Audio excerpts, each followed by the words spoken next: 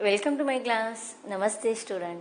बच्चों, आज हम कक्षा 9वीं की पाठ्य पुस्तक क्षितिज भाग 1 का अध्ययन करने जा रहे, जिसमें हम चैप्टर नंबर 14 पढ़ने जा रहे, जिसका शीर्षक है चंद्रग्रहण से लौटती बेर।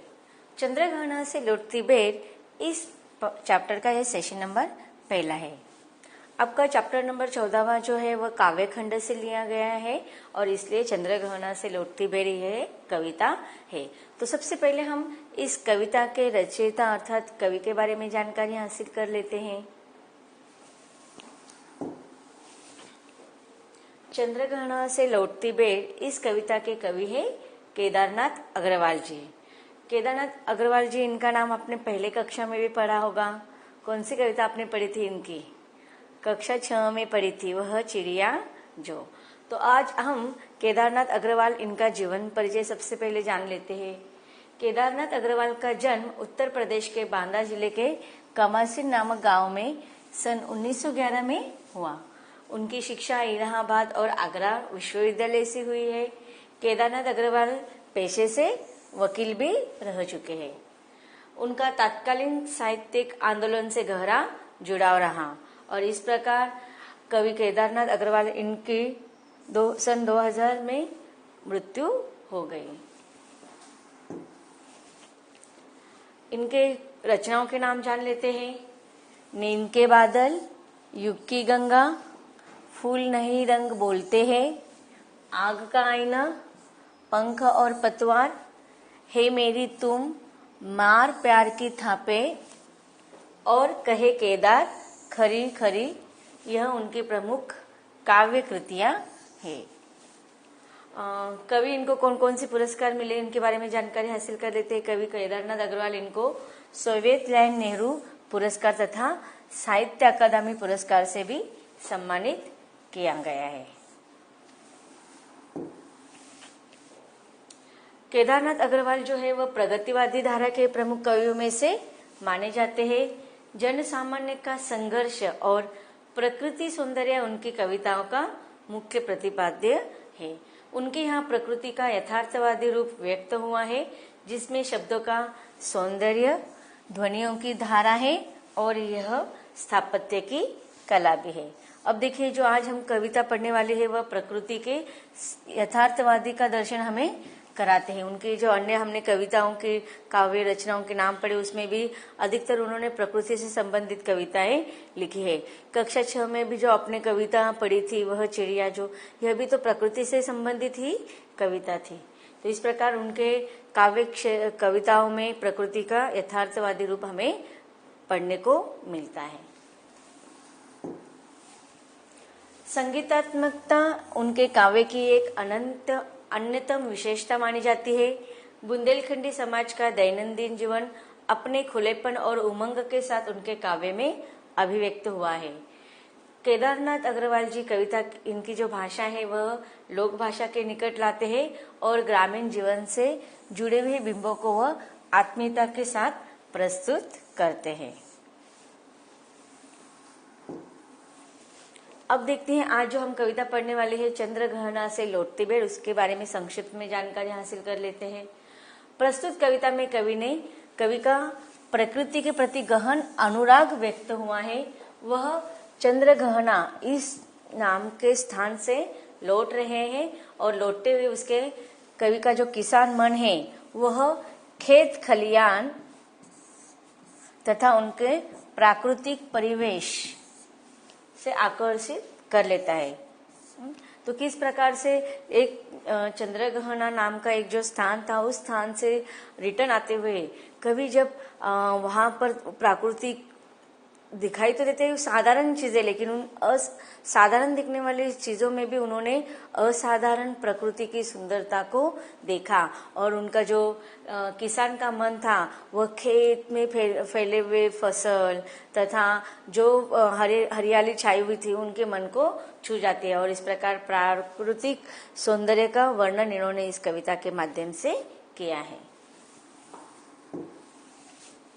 इस कविता में कवि की उस सृजनात्मक कल्पना की अभिव्यक्ति है जो साधारण चीजों में भी असाधारण सौंदर्य देखती है और उस सौंदर्य को शहरी विकास की तीव्र गति के बीच में भी अपने संवेदना में सुरक्षित रखना चाहती है। अब देखिए यहाँ पर कवि ने शहरी विकास की तीव्र गति क्यों कहा है ऐसे कि आज देखते हैं हम आधुनिकीकरण के नाम पर आज जो गांवों का विकास होना चाहिए उसके बजाय क्या हो गया है, गांवों के विकास के बजाय उन स्थानों पर जो ग्रामीण भाग होते हैं वहां पर भी हम आधुनिकीकरण के नाम पर शहरीकरण का अंधाधुंध बढ़ता प्रमाण हम और भी उसमें बढ़ोतरी ला रहे। इसलिए यहाँ पर कवि कह रहे कि शहरी विकास की इस तीव्र गति में भी कवि की जो संवेदना है प्रकृति के सौंदर्य के प्रति वह हमें यहाँ पर दिखाई देते हैं और कवि ने अपनी इस संवेदना को सुरक्षित रखने का प्रयास एक कविता के माध्यम से किया है। यहाँ प्रकृति और संस्कृति की एक अद्भुत एकता हमें या अद्भुत एकता का परिचय हमें इस कविता के माध्यम से होता है। तो इस प्रकार अगर हम कविता के बारे में विशेषता लिखते हैं, आपको प्रश्न पूछा जा सकता है तो उसमें आप ये सारी चीजें लिख सकते हैं कि कवि ने साधारण चीजों में भी असाधारण सौंदर्य देखा है तथा प्रकृति और संस्कृति की एक अद्भुत एकता यहाँ पर कवि ने हमें दर्शाने का प्रयास किया हुआ है। अब सबसे पहले हम कविता की तरफ आते हैं। हमारे कविता ये जो है जो बहुत लंबी है और इस लंबी कविता को हम थोड़े थोड़े काव्यांश को अलग अलग सेशन में पढ़ेंगे। तो सबसे पहले कविता का पहला काव्यांश हम पढ़ लेते हैं। चंद्रगहना से लौटते बेर, देख आया चंद्रगहना, देखता हूँ दृश्य अब में, मेड़ पर इस खेत की बैठा अकेला, एक बीते के बराबर, यह हरा ठिंगना चना, बांधे मुरेठा शीश पर, छोटे गुलाबी फूल का सजकर खड़ा है। तो बच्चों इस प्रकार हमने कविता का सस्वर वाचन कर लिया है। अब इस काव्यांश को हम विस्तार से पढ़ते हैं। हमारा कविता का शीर्षक है चंद्रगहना से लौटते बेर। अब हमें चंद्रगहना क्या है यह पता चल चुका है कि एक स्थान का नाम है और कवि उस स्थान पर गए हुए थे और चंद्रगहना इस स्थान से रिटर्न आते समय लौटते समय उन्हें जब वह खेतों में देखते हैं, उन्हें हरे भरे फसल दिखाई देते हैं, लहराते हुए हरियाली दिखाई देते हैं, तो उनका मन उस सौंदर्य की तरफ आकर्षित होता है। तो चंद्रगहना से लौटते समय बेर का अर्थ क्या है?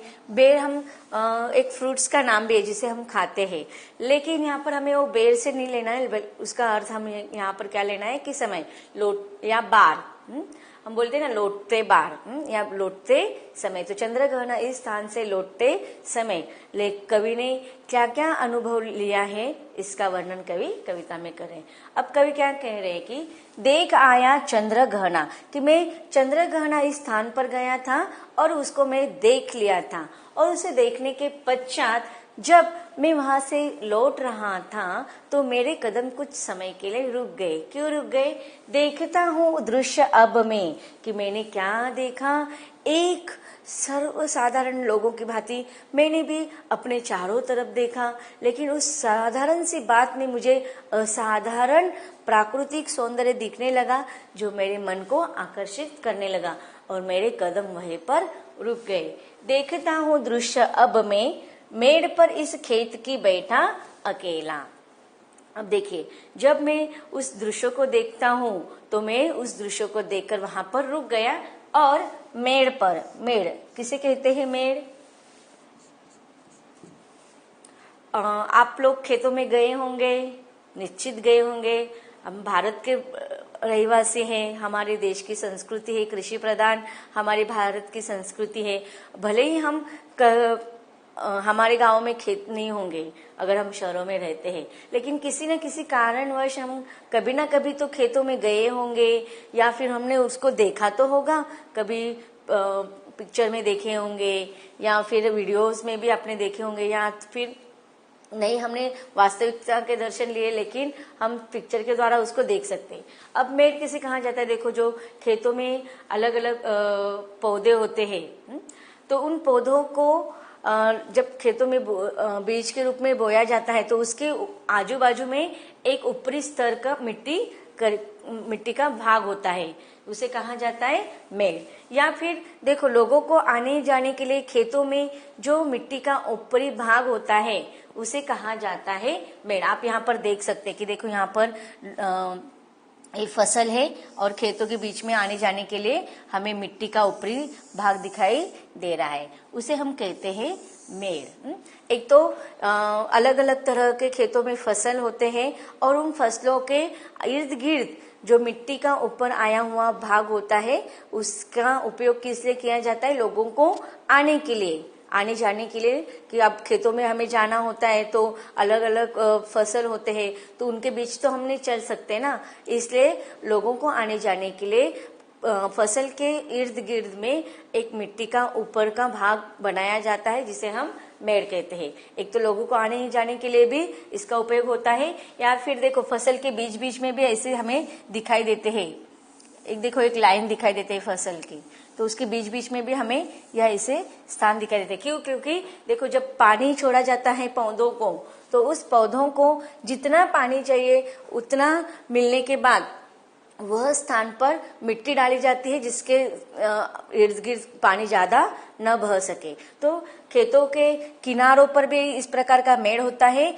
या जो पौधे होते हैं जो फसल होते हैं उनके बीच बीच में भी मेड़ होता है। तो लेखक कहता है कि जब मैं वह आकर्षित सौंदर्य, मन को आकर्षित करने वाला जब दृश्य में देखता हूँ तो मैं खेत के मेड़ पर अकेले जाकर बैठ गया, एक बीते के बराबर। अब एक बीते के बराबर, बीते एक मेजरमेंट होता है जिसे मापा जाता है। देखो अब हम मेजरमेंट के तो बहुत सारे हमारे पास साधन हैं, हम स्केल के द्वारा या किसी सेंटीमीटर के द्वारा ऐसे करते हैं। अब बीते का क्या, देखो हमारा जो हाथ होता है ना, उंगली अंगूठी से लेकर उंगली तक का जो माप होता है, देखो इस प्रकार से हम मापते हैं ना। कभी कभी आप अंदाजा लगाया होगा, आपने देखा होगा घर में आपके पूर्वज जो होते हैं मम्मी पापा, कभी कभी उनके पास अगर कुछ सेंटीमीटर का माप करना होगा तो वह अपने हाथों का उपयोग करते हैं। तो हाथों में जो यहाँ से यहाँ का जो स्थान होता है उसे कहा जाता है बीते,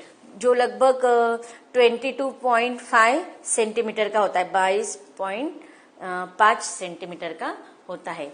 तो कवि कहते हैं कि मेड़ पर जो पौधे लगे हैं ना, अब पौधे किसके लगे हैं हम आगे के पंक्ति में देखेंगे, तो वो जो पौधे हैं वह एक बीते के अंतर पर लगाए गए। देखो अब यहाँ पर जो पौधे लगाए हैं वह उनमें एक बीते का अंतर है, और ऐसे स्थान पर मेड़ पर कवि बैठकर उस प्राकृतिक सौंदर्य को देख रहे हैं। आगे कवि कहते हैं कि यह हरा ठींगना चना। अब देखो एक बीते के अंतर पर क्या लगाया हुआ है, हरा हरा चना, जो कैसा है, ठींगना। ठींगना का अर्थ होता है कि जो ज्यादा ऊंचा नहीं होता है। अब देखो हमने बहुत सारे पौधे देखे होंगे आप लोगों ने, लेकिन उसमें जो चना का पौधा होता है ना उसकी लंबाई थोड़ी कम होती है, इसलिए कवि ने हरे हरे चने के पौधों को क्या कहा है, ठींगना कहा है।